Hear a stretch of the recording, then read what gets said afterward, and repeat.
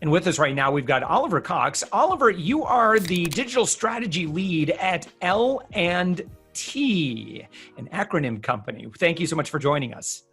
Really, really good to be with you. Thanks so much for having me on. And what does L&T do? I mean, we met at the Inc. 5000 conference, and so obviously you're doing something right. And what is that something? Well, obviously this is a pretty complex question to answer, but I'd say there are really four headings here. We are listeners. We listen very intently to our clients to find out what their message is. We believe that the medium is the message, which is to say that there are the question of the right medium with which to tell a story is a very important one. We are publishers, which is to say that we work with our clients to help them get their ideas and vision out on a regular basis through writing, design, etc. And we're also in the business of helping our clients to find their audience. So how do we communicate that message? How do we find ways to locate that audience and get those ideas out there? So it sounds very holistic. Yes. So if I were your client, what's kind of the journey that I go through? First, I hear about L&T. I hear you can solve my problems because right now I don't know that we have great messaging. What do we do? Really good question. So Thank you. There are a few things. Good. Yes. I only ask good questions, Oliver. Good questions. 100%. 100%. So there are a few sort of questions, again, that we would ask of you. One would be to say, whom do you want to talk to? Who are the people that matter to you? And then we can make some assumptions. We can learn about those people and figure out what is the information they need? What do they need to know? What are they looking for? How can you help them by telling your story? Then the question is, what is your vision? What are the ideas that you have that nobody else has? And you mentioned the Inc. 5000. This is really interesting because all of these Inc. 5000 companies, they've built really interesting, unique technology, supply chain, consumer companies in fields that people really couldn't imagine existing previously. Every single year, people are inventing new fields. Yeah. They're outlining visions that nobody thought could exist. Right. And so we at L&T would say, you founded this company. You knew something that nobody else knew. You understood something that nobody else knew. What is it? How can we pare that down and express it? Okay, cool. So let's say that it's me, since I have the genius here who's doing a lot of this work. And so our mission, for example, is our belief is that everybody has a message that could positively impact the world. And so that sounds real vague in general, but how do we actually do that? I believe that, in order for you, visibility is everything, exposure is everything, and authority is the currency that drives so much commerce today because consumers have never been more skeptical. So our job is kind of, check all those boxes, really do some very tactical things for our clients, whether it's media visibility, whether it's, connecting with influencers, or, when that consumer's doing their due diligence, they're like, wow, who is this Josh Elledge guy? And so they do a Google search on me. They check me out on social. They, look for indicators of authority before they invest any more time with me. I guess that's kind of the reality. But so if I were working with L&T, then what would we do with that? That's our intention. And I guess audience selection, I think if I'm thinking about, your pillars of work, that's probably where we need to be a little bit more focused. Well, how do you work out audience selection? Mm-hmm. It's very complex, and it's especially complex these days. But I'll give you one example. Yeah. So let's say that we are working in technology and we're talking about hardware. We're talking about a company that builds tech hardware we don't have to be more specific than that. The question then is, what are the informational needs of the audience that they want to speak to? So let's say their prime audience is people that want to find vendors to build some form of smart home system. Mm-hmm. So what do engineers that are building smart home systems need to know? What is the information they need to help them do their jobs better every day? In many spaces, this information is scant, it's hard to find, and then we could say, interview the client, really understand their expertise of having worked in this space, and then just write about it. Write about all of the facts, the data, the trends that they know about. And what you can do there is kind of pair up the informational needs that we establish for the audience as we understand them with the knowledge of the client. Then step 2 would be, what is working? Of all of the writing and the publishing that we've done, that we then hopefully ranks on Google, we share it on social media, what works? What actually connects with the audience? What actually brings them in? So the audience selection is this sort of organic process wherein we see about establishing their needs, meet them as much as we can by publishing and sharing information on a regular basis. Oh dear, something. I don't know if you can hear that, but somebody fell over in the WeWork just there. I think it was a child. Okay. Don't go. Yeah, kids falling over, man. It happens. Yeah. And then I'll leave a space if you want to do a cut. Nope. We go live. It's okay. Kids fall over. It's a part of life. Okay, I hear that. So as Oliver, as I understand it then, so you do a lot of research, identify the audience, identify the problem, and then from a content marketing standpoint or a content strategy standpoint, you then want to produce content that is going to pull in that ideal audience. Is that right? And so that's what L&T is, that's in terms of like the services rendered. Well, yes, absolutely. That's one of the things that we do, 100%. So that sounds like why content? Why does that do a better job than just more and more ads? So you put it very well when you explained it from your perspective. So who is Josh? Well, an ad can say maybe one thing. Mm-hmm. And you can target an audience, serve your ad inventory, get some ideas out there. But what if I really, really want to dig deep into your vision, Josh, as a person? What if I want to find out more about the way you think? What if I want to test out in detail the sort of underlying understanding that you have of your space and the market that you work in?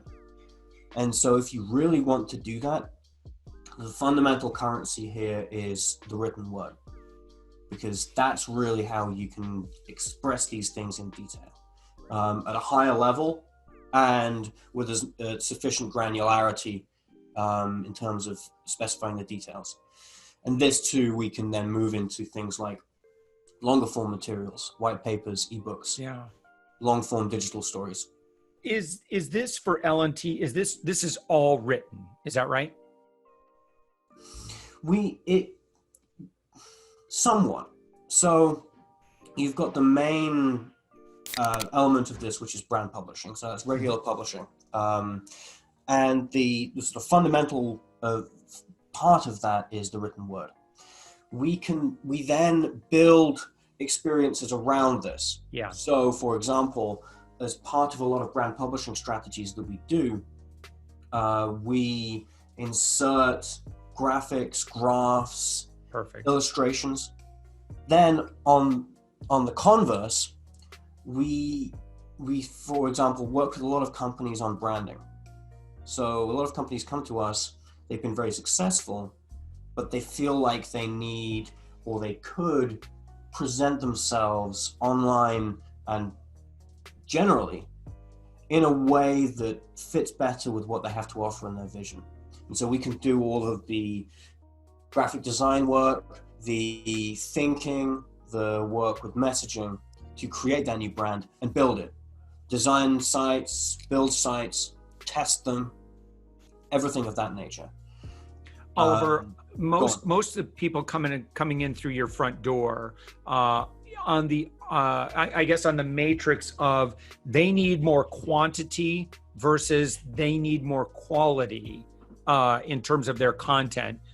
Would you say that most people are kind of missing the quality side of that, and they're just pumping out stuff that's really not doing much for them? This is a really interesting one, and there are, I would say, a few scenarios that happen here.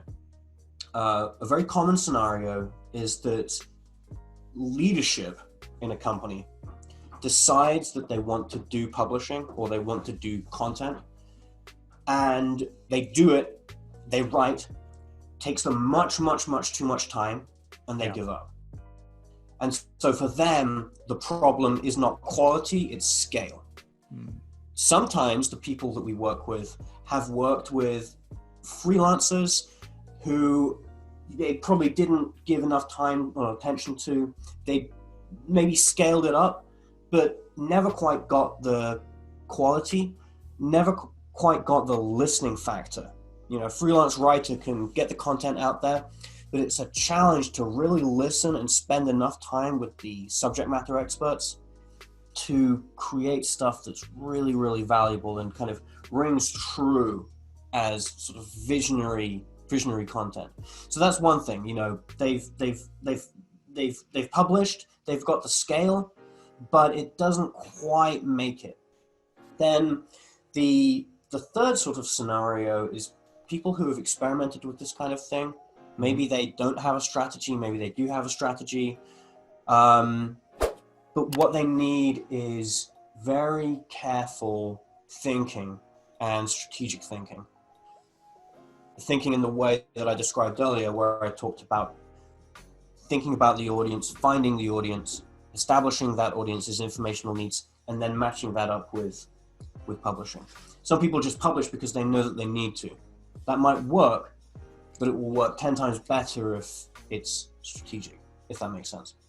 How important is repurposing, or, you know, if you this philosophy where you create one piece of pillar content and then you look at it, you're like, guys, come on, this is like, you know, 20 this is like 20 social media pieces. You could create audio around this, create video around this. Like, this is great original content, you know, based on this one article. I mean, we got enough material here to keep several divisions of your company busy for the next week. Is that the kind of thing you recommend? Absolutely. And what I would say is the value add or the value multiplier here is not necessarily efficiency. What I wouldn't say is that repurposing is a source of efficiency here. I wouldn't think of it that way. I think of repurposing as being a source of finding additional ways to help people connect with those ideas. Because people are completely overwhelmed by all of the information that is coming towards them online every day. If you say something valuable, it makes no sense just to have that exist in one format. For example, if you write, just like you said, an excellent blog post, why should that just be a blog post and not several social media posts?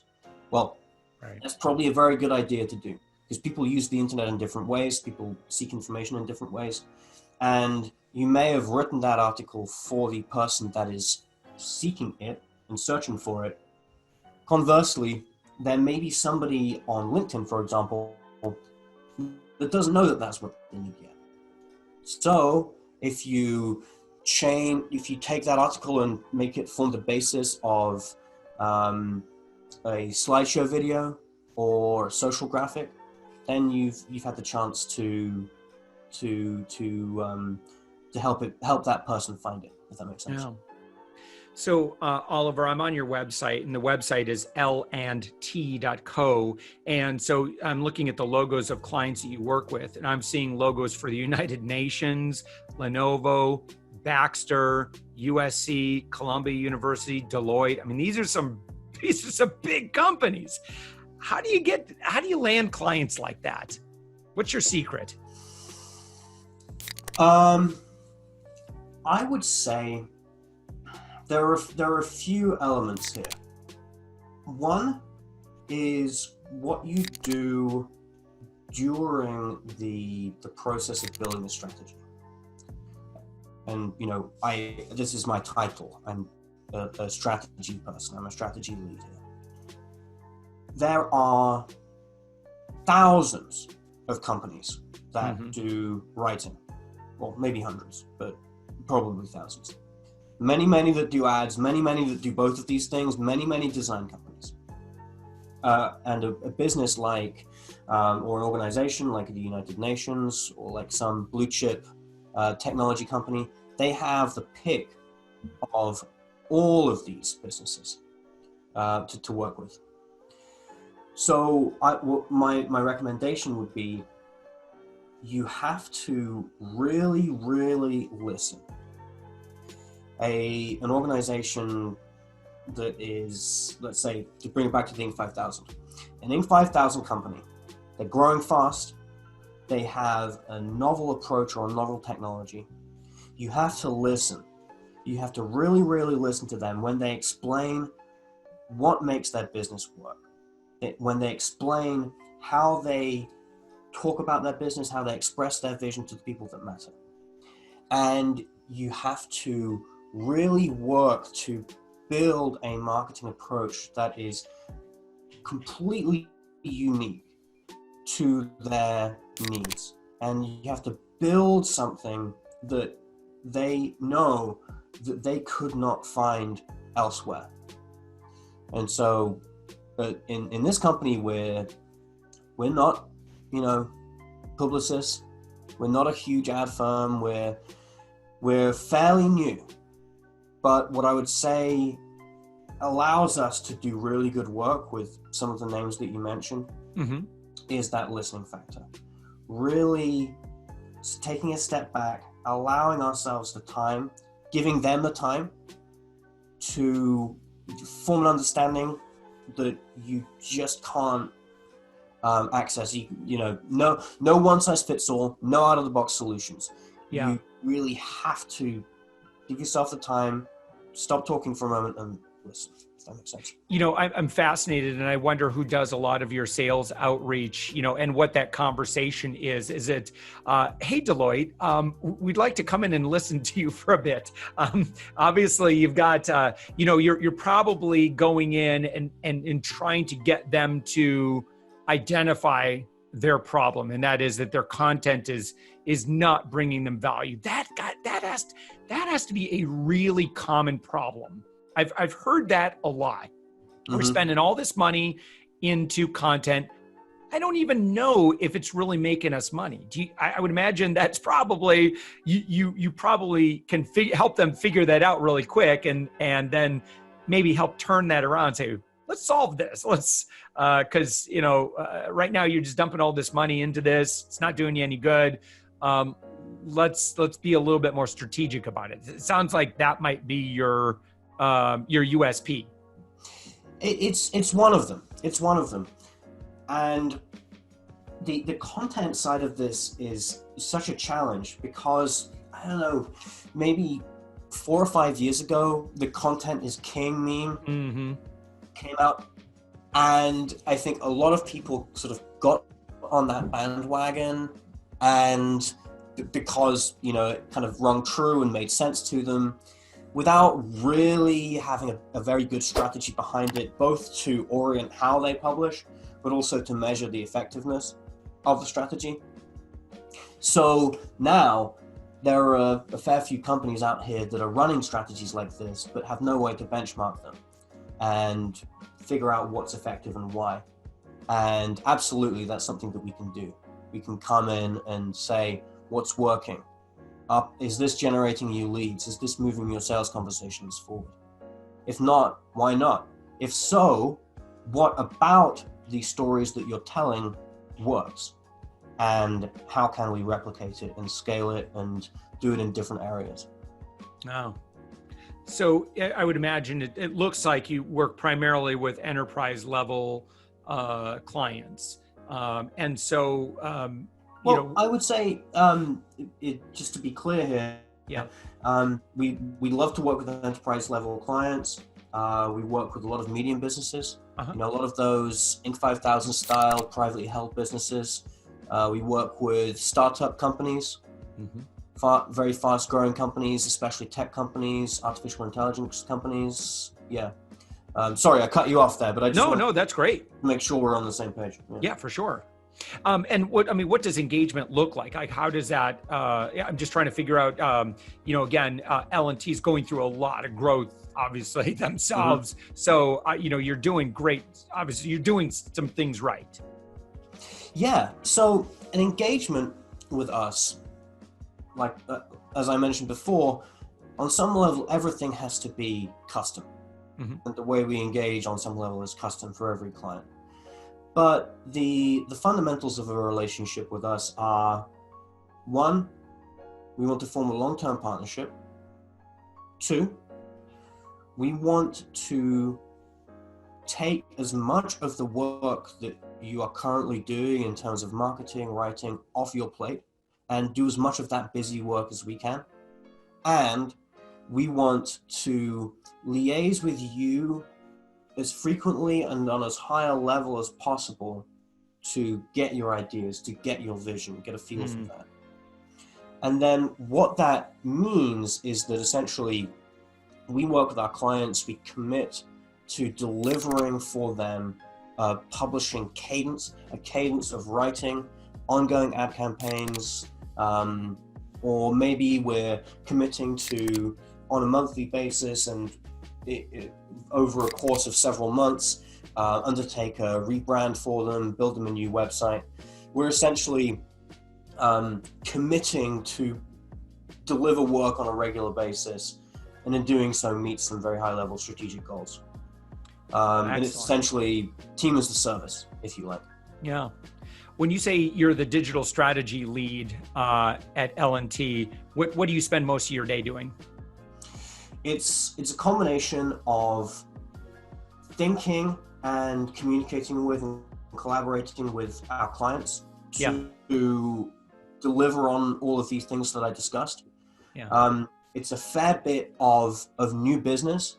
So talking to people who are interested to work with us and building strategies with them, listening to them, and a fair bit of L&T's own storytelling as well. So, for example, I just finished a white paper on listening, and it's currently in our design studio and it will be released very soon. And so I take great enjoyment in writing for L&T on our blog, creating white papers, and telling our story as well. Very, very cool. So Oliver Cox, you are the digital strategy lead at L&T, and you're on the web at that's ANDT.co. So LANDT.co. Oliver, thank you so much for joining us. Thank you so much. It's been a great pleasure.